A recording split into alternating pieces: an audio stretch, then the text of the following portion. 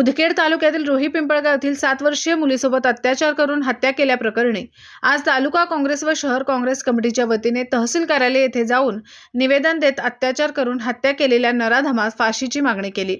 यावेळी तहसील कार्यालयाचे नायब तहसीलदार मारोतराव जगताप यांनी काँग्रेस पक्षाच्या शिष्टमंडळाकडून निवेदन स्वीकारले। यावेळी उपस्थित काँग्रेस पक्षाच्या कार्यकर्त्यांनी व नेत्यांनी फाशी द्या, आरोपीला फाशी द्या, पीडिताला न्याय मिळालेच पाहिजे अशा प्रकारची घोषणाबाजी देत आपल्या भावना तीव्र व्यक्त केल्या।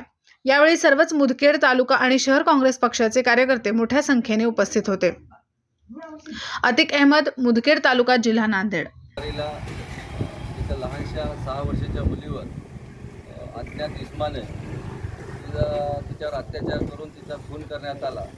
अतिशय निंदनीय गोष्ट आहे। ही राक्षसी प्रवृत्ती अतिशय या महाराष्ट्राला काळीमा फासणारी आहे, पुरोगामी महाराष्ट्राला। त्या गोष्टीचा निषेध करण्यासाठी व ताबडतोब आरोपी अटक करण्यासाठी काँग्रेस, तालुका काँग्रेस, शहर काँग्रेस व युवक काँग्रेसच्या वतीनं तहसीलदार साहेबांना निवेदन देण्यात आलेलं आहे।